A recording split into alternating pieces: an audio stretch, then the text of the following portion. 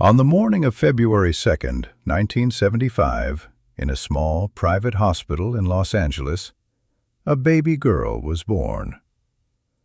She weighed 7 pounds. She had a head full of dark, soft hair. She was crying the strong, healthy cry of a newborn who has just discovered that the world is loud and bright and overwhelming and beautiful. The mother in the bed was a young woman named Yolanda Simmons. The father in the chair beside her was 24 years old. He was wearing his signature dark sunglasses. He was leaning forward with his hands folded carefully in his lap. He could not see his daughter's face. His name was Stevie Wonder, and he had been waiting for this day with the kind of trembling joy that only a man who has spent his entire life inside one kind of darkness can feel as he prepares to meet a new kind of light. When the doctor handed the baby to him, Stevie did not say anything for a long moment. He took her in both arms. He held her close to his chest. He tilted his head down toward her. He felt her warmth against his collarbone. He felt her tiny fingers clutch at the fabric of his shirt. He felt her breathing, small, fast, alive, against his neck. And then, with the careful listening tenderness of a blind man meeting his firstborn child, he raised one hand and let his fingertips find her face. He touched her forehead. He touched her cheeks. He touched the soft slope of her tiny nose. He touched her chin. He let his thumb brush the soft eyelashes that were already beginning to flutter open against the bright hospital light. And then, in a voice so quiet that Yolanda had to lean forward to hear it, Stevie Wonder said the first words he ever said to his daughter. He said, "Hello, beautiful. I'm your daddy." The baby quieted. She did not cry anymore.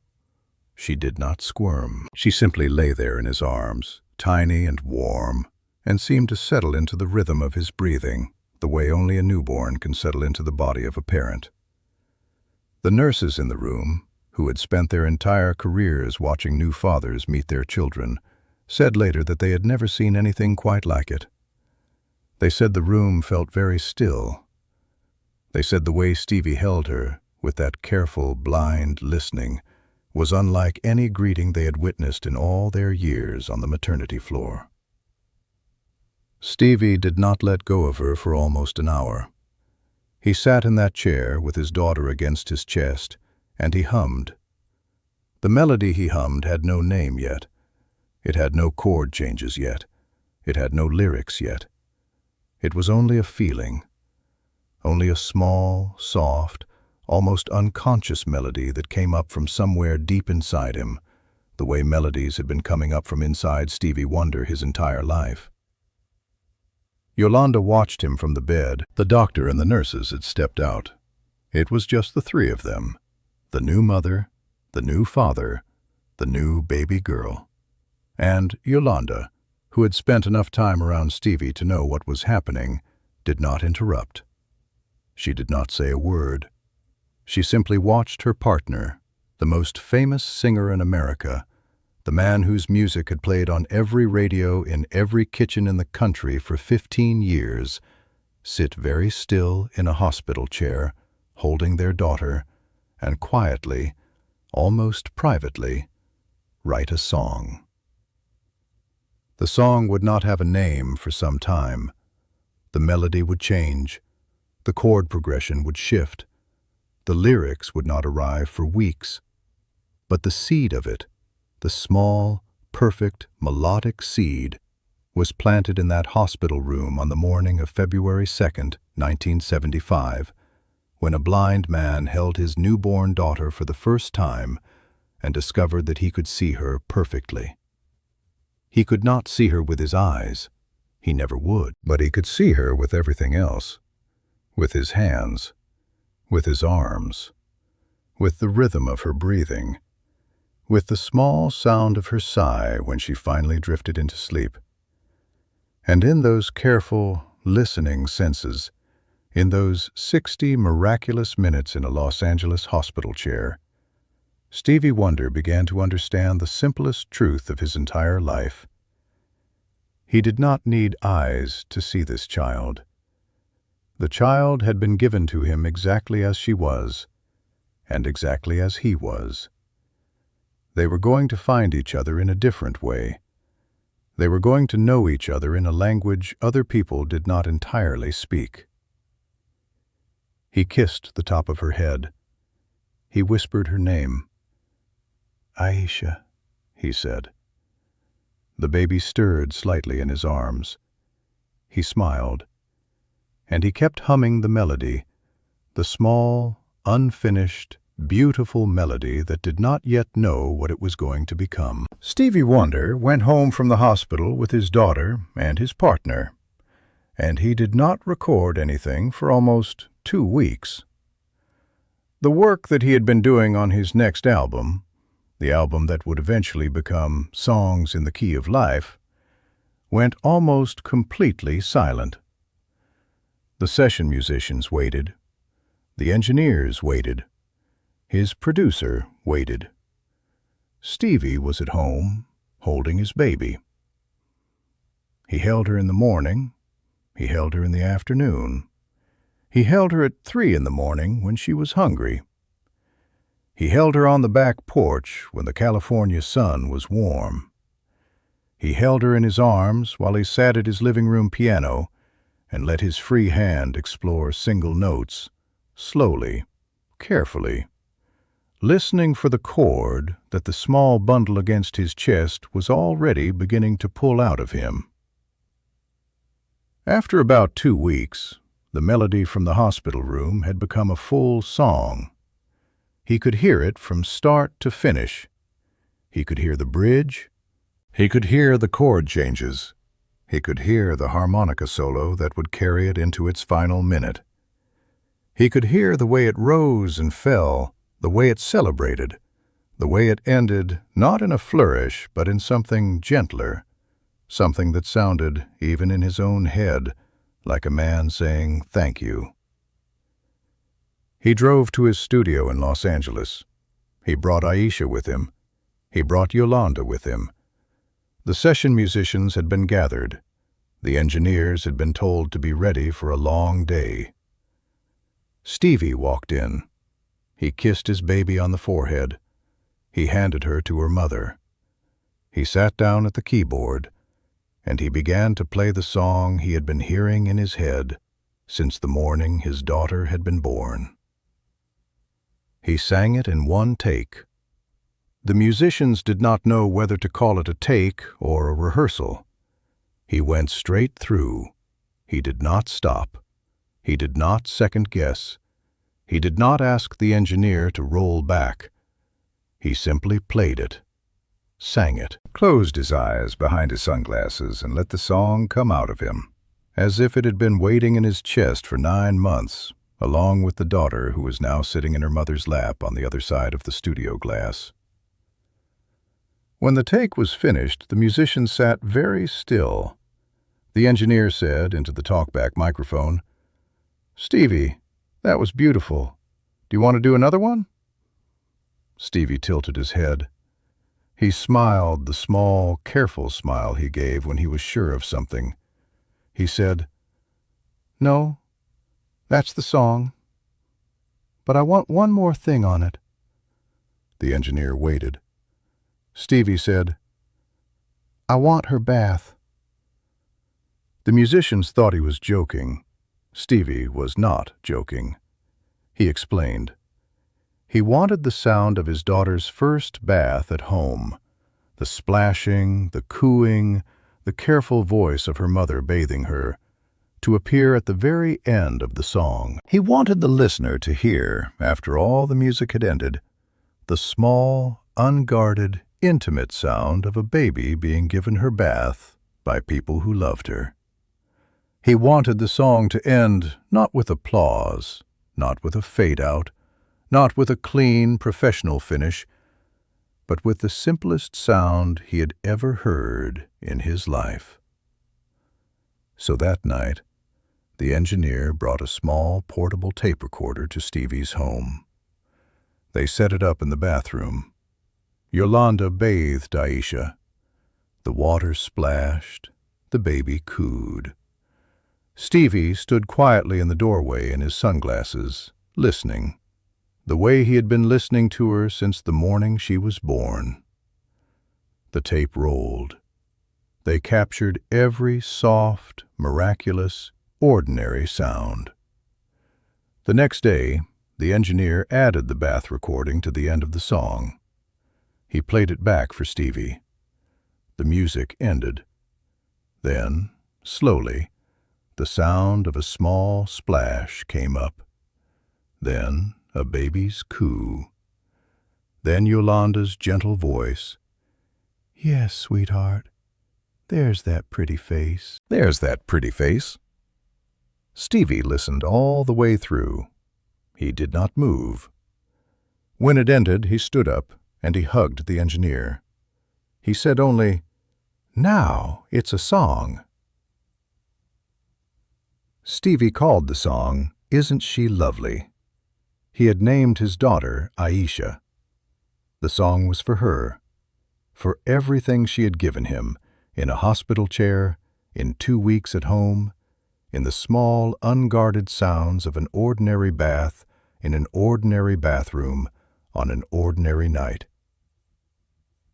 When Songs in the Key of Life was finally released in September 1976, a year and a half after Aisha's birth, Isn't She Lovely became one of the most beloved tracks on what many critics consider the greatest album of the entire decade. The whole world fell in love with it. Couples danced to it at weddings. Mothers played it to their newborns. Fathers held their daughters and tried to hum along.